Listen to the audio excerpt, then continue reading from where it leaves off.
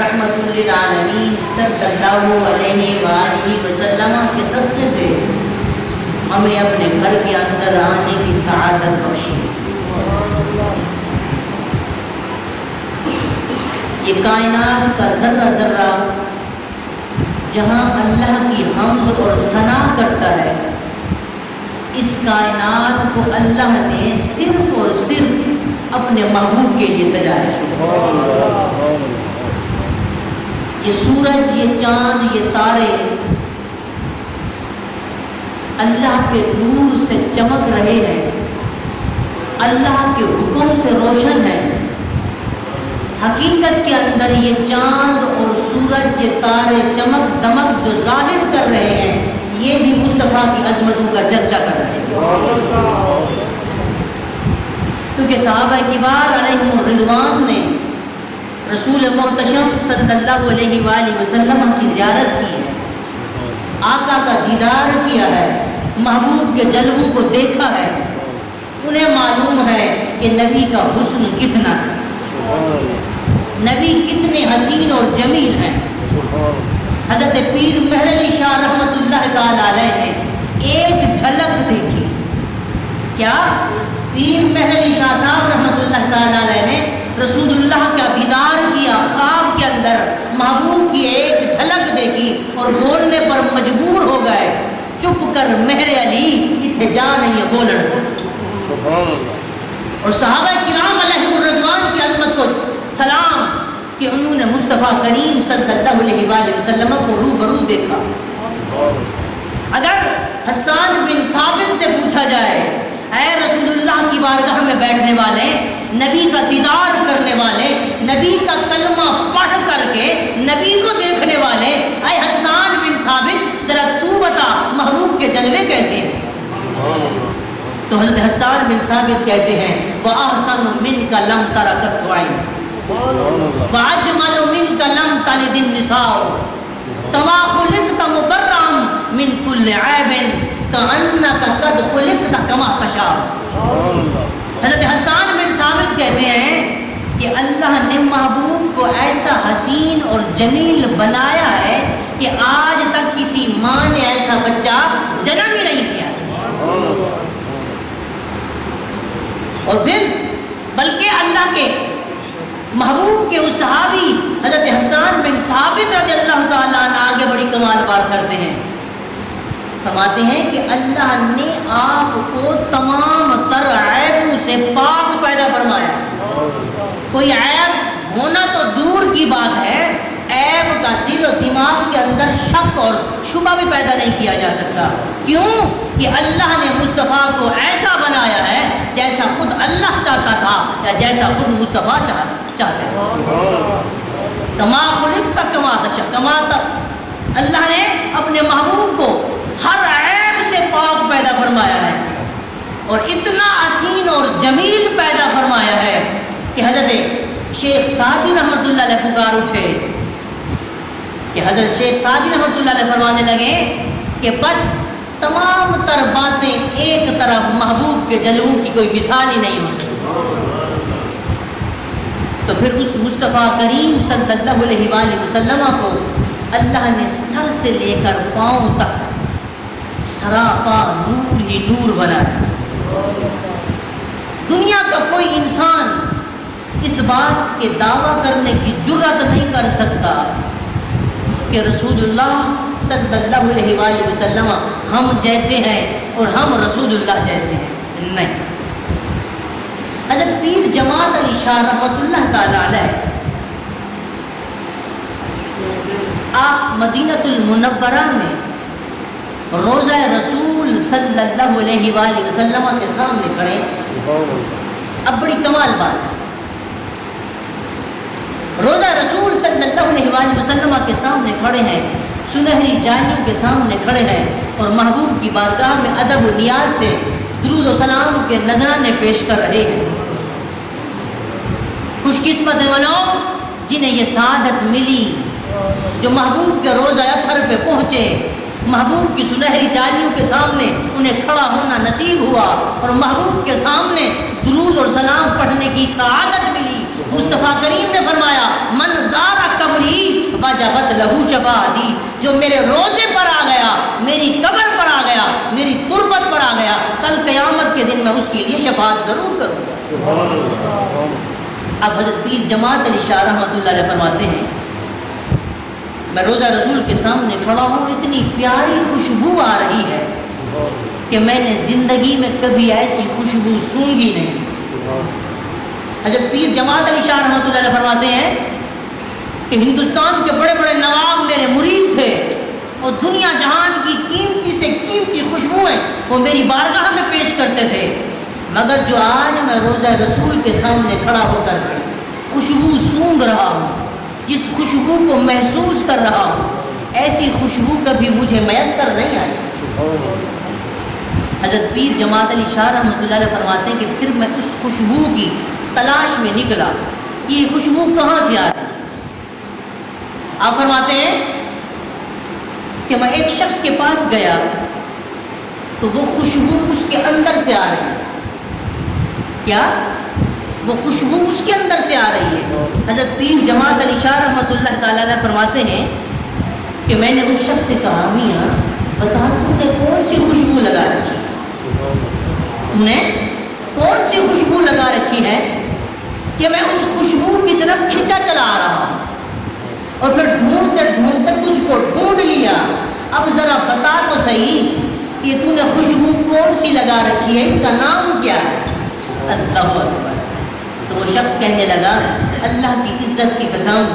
میں نے اپنی زندگی میں کبھی خوشبو لگائی ہی نہیں، میں نے اپنی زندگی میں کبھی خوشبو لگائی ہی نہیں ہے۔ تو پیر جماعت علی شاہ رحمۃ اللہ علیہ فرمانے لگے پھر تیرے اندر سے یہ مہک کیوں آ رہی ہے، یہ خوشبو کیوں کر کے آ رہی ہے؟ وہ کہنے لگا کہ بات یہ ہے کہ مدینہ المنورہ کے اندر ایک شخص اپنی بیٹی کی شادی کرنے لگا اور اس نے نبی پاک صلی اللہ علیہ وآلہ وسلم کی بارگاہ کے اندر عرض کی یا رسول اللہ صلی اللہ علیہ وسلم میں غریب آدمی ہوں، بیٹی کی رخصتی کر رہا ہوں، بیٹی کو خوشبو لگانے کے لیے میرے پاس کچھ نہیں ہے، میرے پاس کچھ نہیں ہے، تو کوئی خوشبو عنایت فرما دیجیے۔ اللہ کے حبیب صلی اللہ علیہ وآلہ وسلم نے فرمایا کہ دوپہر کے وقت آنا، ایک کھلے منہ والی بوتل لے آنا اور ایک صاف ستھری لکڑی لے آنا۔ اب وہ شخص نبی پاک صلی اللہ علیہ وآلہ وسلم کی بارگاہ اقدس کے اندر دوپہر کے وقت میں پہنچا، گرمی کا وقت ہے، محبوب دو عالم صلی اللہ علیہ وآلہ وسلم کے مبارک وجود اقدس پر پسینہ آیا ہوا، مبارک بددعا والے مکھڑے پر پسینے کی بوندیں موتی بن کر کے چمک رہی ہیں، اور اللہ کے حبیب صلی اللہ علیہ وآلہ وسلم نے اپنے مبارک پسینے کو اپنے مبارک ہاتھوں سے صاف کر کے اس بوتل کے اندر ڈال دیا اور فرمایا جا کر کے اپنی بیٹی کو لگا دیا۔ تو شخص کہتا ہے کہ جب میں وہ پسینہ رسول اللہ کا لے کر کے گیا، مبارک پسینہ، میں نے اپنی بیٹی کو لگایا اس بیٹی کے وجود پر تھا، اس لڑکی نے اپنے بدن پہ لگایا تھا، مگر اس کی نسل سے جو بھی اولاد پیدا ہو رہی ہے اللہ اس کے اندر بھی خوشبو پیدا کروا رہا ہے، اور میں اسی نسل سے ہوں، میں اس اللہ کی نیک بندی کا بیٹا ہوں، اسی نسل سے آ رہا ہوں کہ جس کے حصے کے اندر رسول محتشم صلی اللہ علیہ وآلہ وسلم کا مبارک پسینہ آیا تھا، اس پسینے کو اس نے اپنے وجود پہ ملا تھا، میں اسی نسل سے آ رہا ہوں، جس طرح اس کا وجود مہک رہا تھا اللہ کی قسم میرا بھی وجود اسی طرح مہک رہا ہے۔ تو بات کرنے کا مقصد یہ ہے کہ دنیا کا کوئی بھی انسان رسول اللہ جیسا نہیں ہے، ہمارے اور آپ کے پسینے کے اندر بدبو آتی ہے،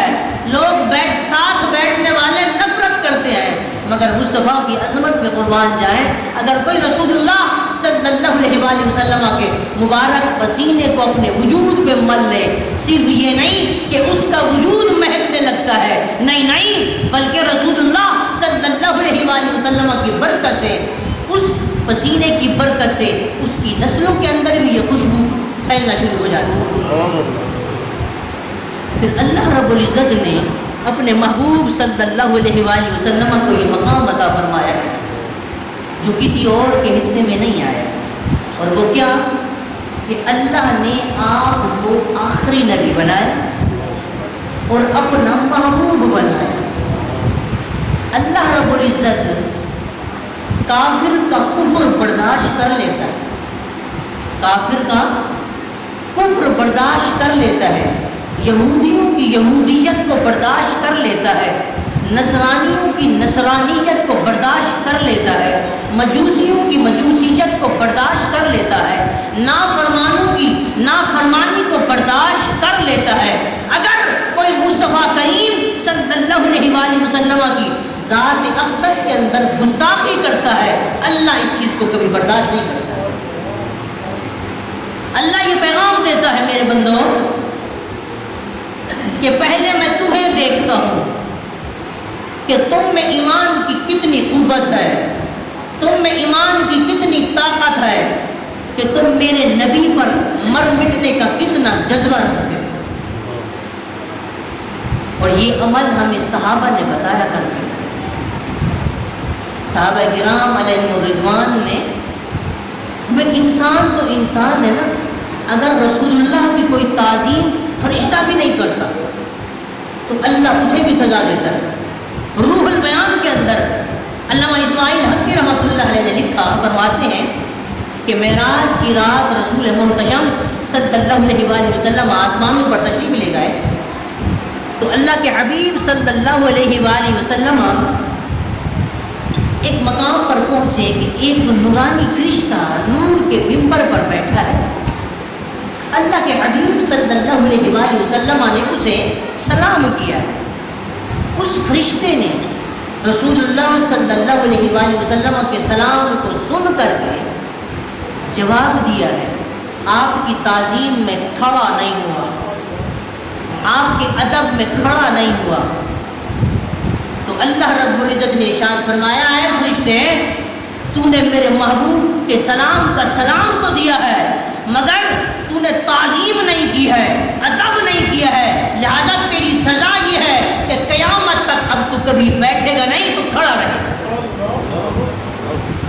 تو دنیا کا کوئی انسان اگر رسول اللہ کی شان میں گستاخی کرتا ہے تو صحابہ کرام علیہ الرضوان نے یہ کر کے بتا دیا جو نبی کا گستاخ ہے وہ واجب القتل۔ وہ مشہور واقعہ ہے کہ جناب حضرت عمر پاک رضی اللہ تعالیٰ عنہ کی بارگاہ کے اندر دو لوگ گئے فیصلہ کروانے کے لیے، فیصلہ کروانے کے لیے پہلے وہ رسول اللہ کی بارگاہ میں حاضر ہوئے، اللہ کے نبی نے غیر مسلم کے حق میں فیصلہ کر دیا اور وہ منافق مسلمان، اس نے رسول اللہ صلی اللہ علیہ وآلہ وسلم کے مبارک فیصلے کو تسلیم نہ کیا، قبول نہ کیا، اور کہنے لگا چلو عمر کی بارگاہ میں چلتے ہیں، عمر اس کا فیصلہ کرے۔ اب جب جناب امیر المؤمنین حضرت عمر فاروق رضی اللہ تعالیٰ عنہ کی بارگاہ کے اندر وہ دونوں پہنچتے ہیں، عرض کرتے ہیں کہ ہم اپنے ایک مسئلے کے حل کے لیے آپ کے پاس تشریف لائیں اور ہم ایک فیصلہ لینا چاہتے ہیں۔ اس سے پہلے کہ عمر فاروق اپنا کوئی فیصلہ سناتے، اس یہودی نے کہا کہ اے عمر، اپنا فیصلہ سنانے سے پہلے میری ایک بات کو سن لو کہ جس بات کا فیصلہ کروانے کے لیے ہم تمہارے پاس پہنچے ہیں یہ تمہارا مسلمان منافق بھائی نہیں مانتا ہے، ہم پہلے رسول اللہ سے فیصلہ کروا کر آ چکے ہیں، اللہ کے نبی نے میرے حق کے اندر فیصلہ کر دیا ہے، اس نے ماننے سے انکار کر دیا ہے۔ عمر پاک نے فرمایا پھر رکو، تھوڑی دیر انتظار کرو، میں ابھی آتا ہوں۔ عمر پاک اپنے گھر کے اندر تشریف لے گئے، وہاں سے تلوار لے کر کے آئے اور اس منافق مسلمان کو قتل کر دیا اور پیغام دیا جو رسول اللہ کا فیصلہ نہیں مانتا ہے عمر پھر اس طرح فیصلہ کیا کرتا ہے،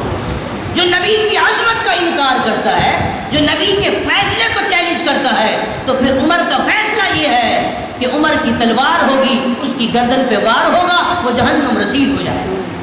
تو آج کے دور کے اندر بھی یہی ہے کہ دنیا کے کسی بھی کونے کے اندر، چاہے وہ ہندوستان ہو چاہے کوئی اور ملک ہو، کسی ملک کے اندر رسول اللہ کی شان کے اندر کوئی گستاخی کرتا ہے وہ واجب القتل ہے۔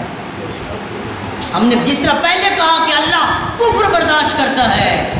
اللہ مجوسیت برداشت کرتا ہے، نصرانیت برداشت کرتا ہے، اپنے محبوب کی گستاخی کو برداشت نہیں کرتا۔ اگر کوئی اس کے محبوب کی بارگاہ کے اندر گستاخی کرتا ہے پھر اللہ خود فیصلہ کرتا ہے۔ جب عتبہ نے رسول اللہ صلی اللہ علیہ وآلہ وسلم کی شان کے اندر گستاخی کی، اللہ کے حبیب کی مبارک زبان سے یہ جملے نکل گئے، یا اللہ اس پر اپنے کتوں سے کوئی ایک کتا مسلط کر دے۔ وہ کافر ہو کر گئے، اس بات پہ یقین رکھتے تھے کہ اللہ کے آخری نبی نے، وہ نبی تو نہ مانتے تھے مگر انہیں پتا تھا کہ اس محبوب ہستی نے، اس محبوب ہستی کی زبان سے جو جملہ نکل گیا ہے وہ پورا ہو کر کے رہے۔ پھر وہی ہوا کہ ایک سفر کے دوران جب قافلہ ایک مقام پر رکا تو ابو لہب کہنے لگا کہ مجھے ڈر ہے کہ محمد عربی صلی اللہ علیہ وآلہ وسلم کی دعا قبول ہو جائے گی اور میرا بیٹا آج کسی درندے کا شکار ہو جائے گا۔ تو ان لوگوں نے اپنے اونٹوں کی دیوار بنائی، بیچ میں اس عتبہ کو بٹھایا اور چاروں طرف اس کے پھیل گئے اس کی حفاظت کے لیے۔ اللہ اکبر، مصطفیٰ کی زبان سے جملے نکلے، سب سو گئے،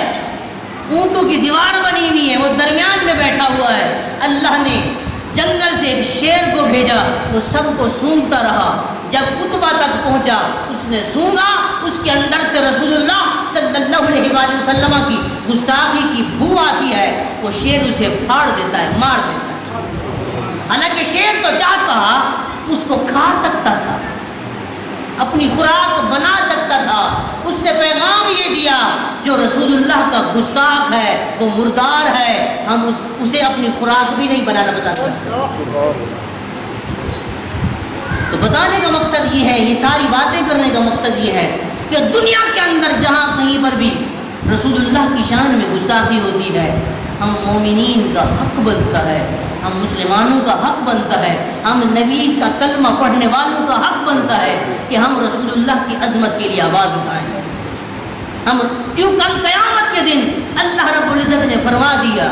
نمازیں پڑھتا رہا، روزے رکھتا رہا، زکاتیں دیتا رہا، نوافل پڑھتا رہا، حجیں کرتا رہا، سارا کچھ کرتا رہا، جس محبوب کا کلمہ پڑھتا رہا اس محبوب کی شان کے اندر گستاخی ہوتی رہی، تو مزے سے زندگی بسر کرتا رہا۔ اور کل قیامت کے دن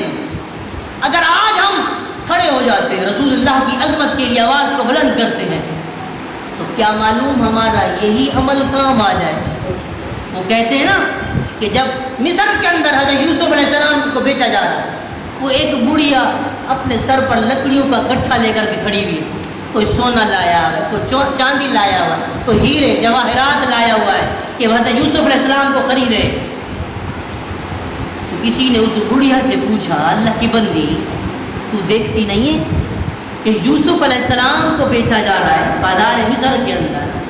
ان کے خریدار سونا لائے ہوئے، ہیرے جواہرات لائے ہوئے، چاندی لائے ہوئے، اور تو لکڑیوں کا گٹھا لائی ہوئی، بھلا تجھے ملے گا یوسف؟ اس نے کہا میں جانتی ہوں مجھے یوسف نہیں ملے گا، مگر جب حشر کا میدان ہوگا